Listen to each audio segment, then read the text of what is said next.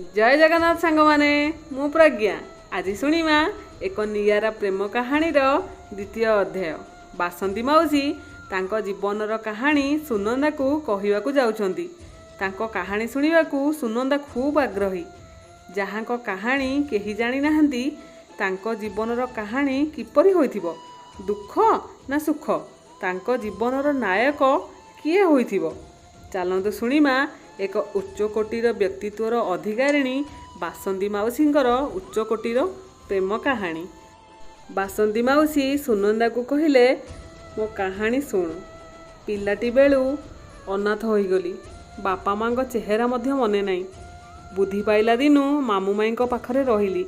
दिन सारा घरर सबु काम सहित मामूंक दुई पिलाक जत्न नेला परे जाई माई गंडिए खाइयाकू दियंती। माई सकाळ संध्यारे से गाँर जमीदार घर को पाइट करने को जाती। से ही पैसा रे घर चले। माई अबा और अधिका कौन करि पारिथांते। मामू दिन सारा मूल लगिया को जाए एवं संध्यार सबू मजूरी पैसा रे पेटे मद पी घर को आसे। तेणु माई मामू सहित प्रतिदिन झगड़ा करे। मामू को घरे पशिबा को दिएनी। मामूर सबु राति दांड बिंधारे कटे। एमिति किछि वर्ष परे मु धीरे धीरे बड़ होइली। बड़ होला परे माई मते आउ केते बसई खाइया को देइथांते। घर को घर पाइट करने को पठेले। एमिति थरे ता देह असुस्थ होबारु से घरे रहिले एवं ता बदल रे पाइट करने को मते जमीदार बाबू घरे काम खंदी देले। जमीदार घर कहले से खंडमंडल 5 पंचायत रे ना थिला। से समय रे सबुठारु धनी परिवार। बाबू घर कहले केवल बाबुआणी तांको वृद्धा सासू आउ तांको सबु संपत्तिर देखा रेखा पाई 8-10 जन चाकर पुजारी। बड़ बाबू आर्मी ऑफिस रो चाकरी करती। वर्षकरे थरे आसती। तांकर अन्य 2 सान भाई तांको स्त्री छुआ पिलांकु नहीं अन्य सहर रे रुहंती। प्रत्येक वर्ष केवल दीपावली रे दिनक पई गाँ को आसती। अल्प किछि दिन काम गला परे बड़ बाबुआणी अति प्रिय होई सारथिली। मो बिना तांकर केउ काम हुएनी। एमिति किछि दिन गला परे मोर खाइबा पीबा रहणी सबु सेठी हेला। मास शेष रे माई तांको घर को जाई मो दरमा पैसा नहीं आसे। केतेबेले जे मु तांको घरर सदस्य पाल्टी सारिथिली मु निजे मध्ये जानि पारि नथिली। समाज हिसाब रे जदिओ छोट जाति घरे जन्म थिली किंतु बड़ बाबुआणी केबे मते अछुआ व्यवहार करि न। गाँ रे टाही टापरा हुए हेले बड़ बाबुआणी तांको आगरे केही काहार कथा कहिबाकू जीभरे हाड़ नथिला। बड़ बाबुआणी को माँ डाकुथिली। से मध्य केबे मते हतादर करि नाहांती। मार स्नेह देइछंती। तांको दियर जा वर्षकरे केबे आसिले टिके काम बढ़ी जाए एवं सेमाने आसिले ही मो बाहर झियो बोली अनुभव हुए। एमिति दिने तांको बड़ पुओ चित्तरंजन बाबू सहररु पाठ पढ़ी फेरिया बाटरे कार दुर्घटना जोगु तांकर गोटे गोड़ आ गोटे हाथ भांगी जाइथाए।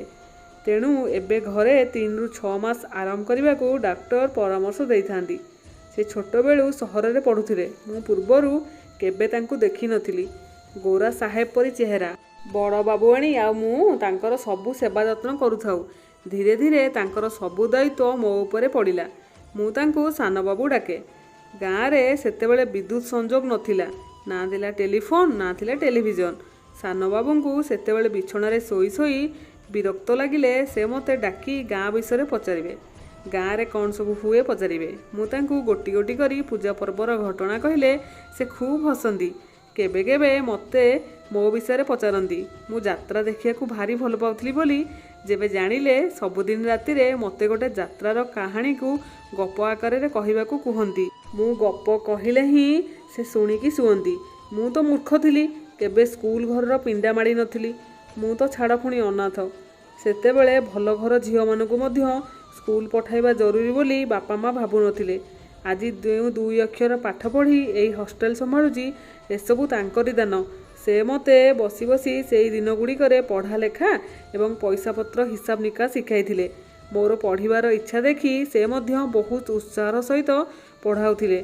मु निजे जानि नथिली केबे तांको पई बासंतीरु बसु होई सारिथिली। दिन सारा सबु समय मु तांकु दउथिली। से सुस्थ होला परे तांकर चाकरी पई पुणी सहर को जिबार समय हो जाइथिला। दिने हठात से मो हाथ धरी कहिले, बसु मु तते भल पाई बसिलेनी। तू सारा जीवन एमिति मो पाखे पाखे रहिबू। मु तो मूर्ख कौन बुझीबी। मु कहली हाँ बाबू मोर आउ कौन अच्छी। मु तो मला जाए ए घरे पाइटी करबी ना। ସେ କହିଲେ, ଆରେ ତୁ ବୁଝିପାରିଲୁନି, ମୁଁ ତୋତେ ଜୀବନସାଥୀ କରିବା ପାଇଁ ଚାହୁଁଛି। ତୁ ଯେଉଁ ଯାତ୍ରାର ହିରୋଇନ୍ କଥା କହୁ, ତୁ ମୋର ସେଇ ନାୟିକା ହେବୁ। ମୋ ମନ ଭିତରେ ଯେମିତି ଦୁମ୍ କରି ପଥରଟେ ପଡ଼ିଲା ପରି ଆଘାତ ଅନୁଭବ କଲି। କ'ଣ କହୁଛ ସାନ ବାବୁ? ମୁଁ ଏ ଘରର ଛାର ଚାକରାଣୀ। ସେ କହିଲେ, ହଁ ତ କ'ଣ ହେଇଗଲା ସେଇଠୁ? ତୋ କାମର ନାଁ ଯଦି ଚାକରାଣୀ, ସେଥିରେ ମୋର କିଛି ଅସୁବିଧା ନାହିଁ। ଦୁନିଆରେ ଯେମିତି ଯିଏ ପାଠ ପଢ଼ାଏ ସେ ମାଷ୍ଟରାଣୀଟି ହୁଏ, ପୁଣି ଡାକ୍ତରାଣୀ, ସେମିତି ଯଦି ଆଉ କାହା ଘରେ କାମ କରି ନିଜ ଜୀବନ ବଞ୍ଚୁଥିବା ଲୋକଟିକୁ ଚାକରାଣୀ କୁହାଯାଏ, ସେଥିରେ ଅଲଗା କ'ଣ ଅଛି? କାମ ତ କାମ ନା, କାମଇ ତ ଭଗବାନ। ମୋ ହୃଦୟରେ ଭୟ ଏବଂ ଆଶଙ୍କାର ଶିହରଣ ଥିଲା। ମୁଁ କହିଲି, ନା ନା ବାବୁ, ଏସବୁକୁ ପ୍ରେମ କୁହନ୍ତି ନାହିଁ, ଏଇଟା ଆକର୍ଷଣ। ସମାଜ କେବଳ ଛି ଛି କରିବ। ସେ ପୁଣି କହିଲେ, ଆରେ ସମାଜ କ'ଣ ପାଇଁ କିଛି କହିବ? ମୁଁ ତୋତେ ସମାଜ ଆଖିରେ ମୋ ସ୍ତ୍ରୀ ହିସାବରେ ପରିଚୟ ଦେବାକୁ ଚାହୁଁଛି। ଏଇଟା ମୋ ଜୀବନର ନିଷ୍ପତ୍ତି। ମୋ ପାଦ ତଳୁ ଯେମିତି ମାଟି ଖସିଗଲା। ମୁଁ କହିଲି, ବାବୁ, ମୁଁ ତୁମ ଘରର ଛାର ଚାକରାଣୀଟେ। ଆପଣ ଆକାଶ ହେଲେ ମୁଁ ମାଟି। ଏ ସମ୍ପର୍କ ଅସମ୍ଭବ। କେବଳ ଲୋକ ହସା ହେବାଟା ସାର ହେବ। ନା ନା ବାବୁ, ଏମିତି ମୁଁ ବାମନ ହେଇକି ଚାନ୍ଦକୁ ଦେଖିବାର ସାହସ ନାହିଁ ମୋର। ମୋତେ କ୍ଷମା କରନ୍ତୁ। କେବଳ ହାତକୁ ଚାହାନ୍ତୁ। ଆପଣଙ୍କର ଏ ଗୋରା ହାତ ଭିତରେ ମୋ କଳା ଆଉ ରୁକ୍ଷ ହାତଟି କେମିତି ଦେଖାଯାଉଛି। ଯେମିତି ମୋ କଳା ରଙ୍ଗ ଆପଣଙ୍କ ଦେହରେ ଲାଗିଯିବ। ସେହିପରି ଏତେ ବଡ଼ କଳଙ୍କ ମୁଁ ଆପଣଙ୍କ ମୁଣ୍ଡରେ ବୋଳି ଦେଇ ପାରିବିନି। ମୁଁ ହାତ ଛଡ଼ାଇ ଯିବାକୁ ବାହାରିଲି।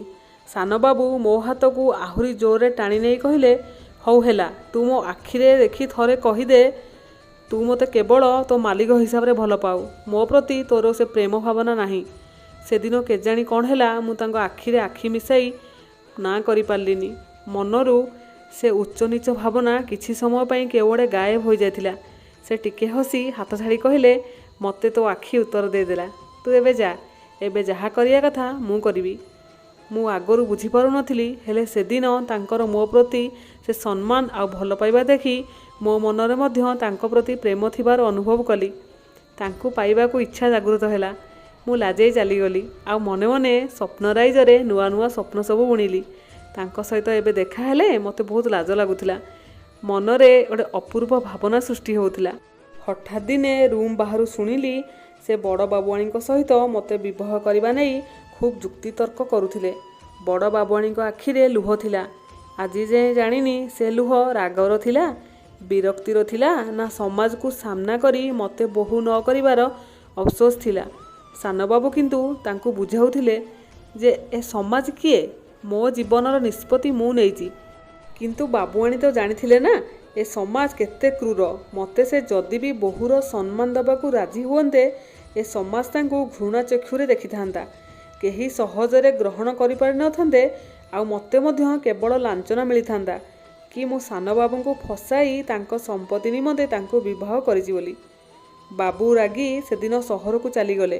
ଗଲାବେଳକୁ ବଡ଼ ବାବୁଆଣୀଙ୍କ ସାମ୍ନାରେ ମୋତେ ଚାହିଁ କହିଲେ, ତୁ କେବଳ ମୋର। ମୁଁ ଚୁପଚାପ ତଳକୁ ମୁଣ୍ଡ କରିକି ଛିଡ଼ା ହୋଇଥିଲି। ବଡ଼ ବାବୁଆଣୀଙ୍କୁ ଆଖି ଉଠାଇ ଚାହିଁବାର ସାହସ ନଥିଲା।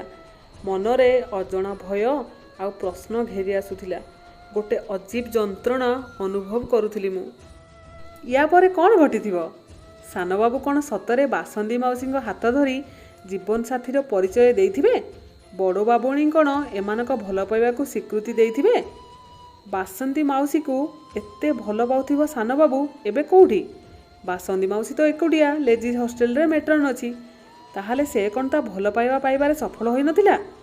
ସାନବାବୁ ବି ଏକୁଟିଆ ଅଛନ୍ତି ନା ଆଉ କାହାକୁ ବାହା ହୋଇଯାଇଛନ୍ତି? ସବୁ ପ୍ରଶ୍ନର ଉତ୍ତର ୟାର ଅନ୍ତିମ ଅଧ୍ୟାୟରେ ଅଛି।